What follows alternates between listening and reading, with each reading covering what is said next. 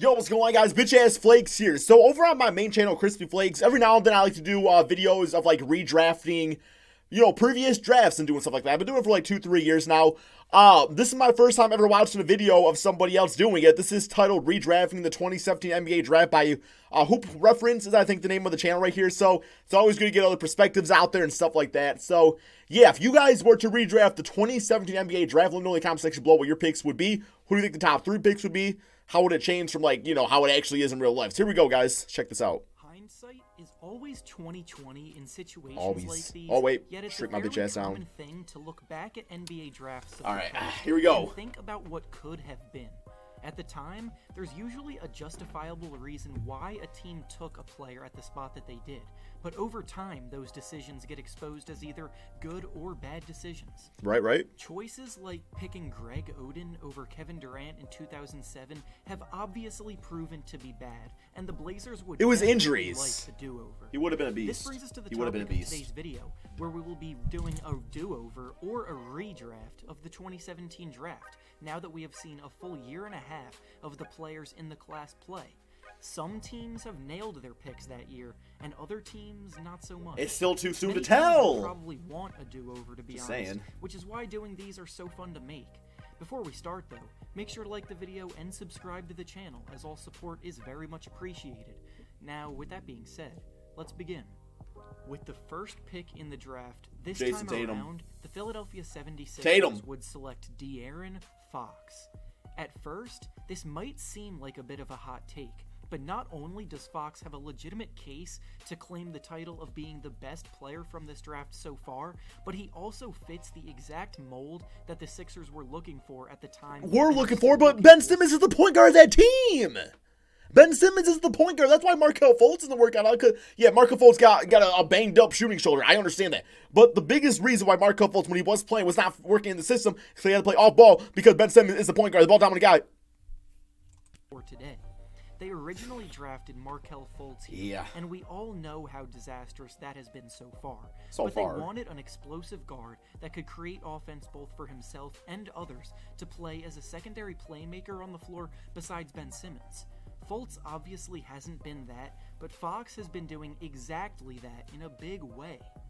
He's been the driving factor, elevating the Kings to being a legit playoff contender this year, and has surprisingly He is a good player, I will say that. A good three-point shooter at 39%, and his speed attacking the basket in transition is lethal. A fast break combo of Ben Simmons and De'Aaron Fox would be insane, and if the Sixers could go back and correct their mistake, they would make that happen. Jayson Tatum, I'll still say. With the second pick in the draft, well, Tatum better be right here then. The Los Angeles Lakers would select Jayson Tatum. Okay. Tatum may not play a position of need on the team, but I think going with the best player available would be smart. Tatum 1, to force themselves to draft Fox a guard 2. in this spot. Tatum's once again been great this year, shooting the ball efficiently, demonstrating a very advanced ability to take defenders off the dribble and create looks for himself, and finishing strong at the basket as well. On the Lakers, he and Brandon Ingram both play the same position, but their play styles don't clash, and they definitely would both be able to play together on the court.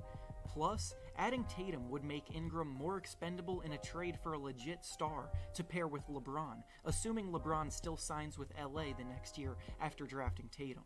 There are rumors going around at the moment that the Lakers are in the trade market for a big name, but are hesitant to include Ingram in any deals. But with Tatum there as well, they would probably have less hesitation in doing so. Very true. With the third pick in the draft this time around, the Boston Celtics select Donovan Mitchell. Again, could argue Mitchell going first. Available thought process, Donovan Mitchell is the easy choice. The Celtics are a top team in the league and are not interested in projects, so adding Mitchell would give the team a second dynamic and explosive scorer next to Kyrie Irving. Mitchell shocked everyone with his play last year. There he got Jaylen Brown, though. Second in the Rookie of the Year voting because of it, and afterwards, many thought he was going to take a huge leap from year 1 to year 2. Unfortunately, that hasn't happened, and it's even arguable that he's declined as a player in his second season. He might have been the top pick in this redraft if it was done during the offseason, but his inefficient shooting was only excusable when the Jazz were winning. Now that they're the second worst team in the West at the moment, it becomes a lot less excusable. Mitchell is still a very good scorer, don't get me wrong, and his future is still very bright, but for the reasons I just gave, he falls to number 3 on this list. I think that's With fair. the 4th pick in the draft, this time around, the Phoenix Suns select Lauri Markkanen. Damn, he would have been nice with the Outside Devin of the Booker. shooting guard position, the Suns needed a lot of help everywhere else at the time. Failed draft picks from the past didn't help their cause either, drafting both Dragan Bender What about, and Alex Len, John and resulting Collins? in neither of them being all that great. Taking Markkanen here would give the team a player that they thought they were getting from Dragan Bender, and his versatility on offense would work very well alongside Devin Booker. At the current time, Markkanen is still working to get back. Can we just be a little honest for a second here, man? You just brought up Dragan Bender. I could understand where the Phoenix Suns might be a little hesitant by drafting a 7-foot white dude that can shoot threes. I'm just saying, man, because Dragan Bender, I could see where that might open up some sore wounds. Let's continue. Into the swing of things from an injured elbow he suffered during the offseason, an injury that held him out of the first 2 months of the season, and I wouldn't use his stats from this season to determine how good he is because of it. He stretches the floor out to the three-point line, can attack off the That's all he dribble, does. and has an excellent post-game as well. His status as a prospect at the time of the draft was a lot lower than it should have been, and now I believe he has some of the highest potential in the class. With the 5th pick in the draft, this time around, the Sacramento Kings select Lonzo. Damn, Lonzo was Collins a get no polarizing respect in player this. at the time of the draft and remains polarizing to this day. With many fans of the league, most either think he sucks or he's great. Realistically, though, he's somewhere in the middle with some very strong strengths and still some glaring weaknesses. I agree with One that. obvious strength is that he's a lockdown defender, and his impact on that end is honestly very close to being all-defense worthy. He uses his long arms and excellent agility to pester opposing guards, and he rotates well on help defense to block shots and poke the ball away from the opponent and start the fast break. His scoring, however, is still a struggle. Look at that jump shot, my He's very God. inconsistent game to game. So slingy. His three-pointer comes and goes, his awkward form still hampers his ability to shoot off the dribble, and he hasn't finished well at the rim either. Overall, though, he still has a ton of room to improve, and because of the defense alone, he still goes top 5 to the Kings to replace With the 6th pick, I was looking at the footage, I'm sorry. Orlando Magic select Kyle Kuzma.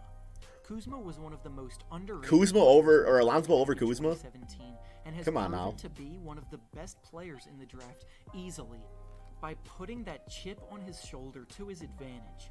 He came out scoring at a high level from the jump as a rookie and has improved off of that good start this year, going from 16 to 18 points per game from year 1 to year 2.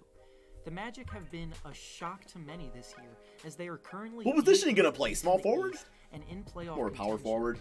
because their defense is above average and a few players are stepping up their game. But We got Aaron Gordon, too. offensively, the team still ranks near the bottom of the league. Kuzma would be an excellent fit here to provide a big spark on the offensive end and someone that can create for themselves as well. But he's a power forward, man. You With can't the play small 7th forward. pick in Too the slow for that. draft, This time around, the Chicago Bulls select John Collins. About time. Collins doesn't get nearly as much recognition based on his production and talent level as he deserves, mostly because he plays for one of the worst teams in the league in the Hawks. But don't be mistaken, he is absolutely one of the best players in this draft class. He's putting up about 19 points and 10 rebounds per game this season, after also playing very well as a rookie. He's fantastic in pick and rolls, he uses his athleticism to catch lobs and dominate above the rim, and his jumper is even becoming serviceable.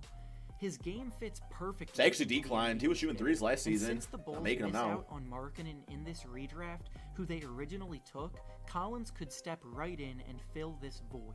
Him and Wendell would have been nice together. 8th pick in the draft, this time around, the New York Knicks select Josh Hart. Josh Hart has also been someone that has outplayed his original draft position in a big way. This is a good draft for the originally being Lakers. The last pick of the first round. With the Lakers, he has played his way into the starting lineup and has been a perfect role player to round out a lineup. He plays hard on both ends of the floor, does all of the little things that go into winning basketball but don't show up in the stat sheet, and is a legit 3-and-D shooting guard. Dude, I love his jump shot. Damn, it's kind of smooth. May not stick out. That's nice. Just like, damn, he's got a nice flick of the wrist. But guys like Hart are Bro, I gotta start taking notes. I shoot like this, Sean Marion style. The Knicks originally took Frank Ntilikina with this pick, but he has not really progressed. He got freaking wide ass legs too when he shoots. Oh my god. And is like, come in. out of the rotation on the awful Knicks. So taking Hart instead would definitely be an upgrade. With the 9th pick in the draft, this time around, the Dallas Mavericks actually become the only team on this list to pick the same player as they originally did with Dennis Smith Jr. Although damn, Dennis Smith fell off on this in this in and case. out of the lineup with injuries, I think it would have been higher. Year, he's put up decent numbers in his career to this point. His athleticism is still his best attribute and can wow the crowd with his dunks, and while his efficiency is still not quite good, it's also not bad, and as a young player, he's shown good promise. On top of that, I don't think the Mavericks would want to change anything about the last year that led them to snagging Luka Doncic in this year's draft. Right. Doncic looks like an absolute stud, so if they had the chance to do this draft over, they probably wouldn't change a thing. Lastly, with the 10th pick in the draft, this time around the Portland Trailblazers select Jarrett Allen. In the original draft, they already got took Nurkic. big man Zach Collins, and while Collins is progressing at a good enough pace, Allen is definitely a better big man. Probably somebody else at a better this fit point right there. and will probably continue to be long term. Nurkic is okay. Allen is absolutely fearless on the defensive end, willing to contest anything at the rim, including post or dunks, and oftentimes has come away with a clean block that most other players wouldn't even want to try. He's quick, long, and athletic, and like Collins, works well in pick and rolls. Draft Markel and trade Damian Lillard. Shot blocker and finisher at the basket, and is working hard towards improving his jump shot that will come with time. And on the Blazers, he would be a solid backup for Nurkic on a playoff contender, and maybe eventually could overtake him for the starting spot. I don't know about that, Chief. And with that being said, Nurkic is getting paid like $12 million a be season. sure to check out the Patreon linked in the description below, like the video, and subscribe. Okay, so I mean, I agree with some of these. I guess you can definitely argue the orders on some of them. I mean, it's all opinion based, right, guys? I don't know. I felt like John Collins was a little bit too low. I feel like was Alonzo Ball over Dennis Smith. I'm still not quite sure I feel good about that. But guys, give me your thoughts on this comment section below. Check out Hoops Reference, link to the video and his channel in the description below. And peace out, my friends.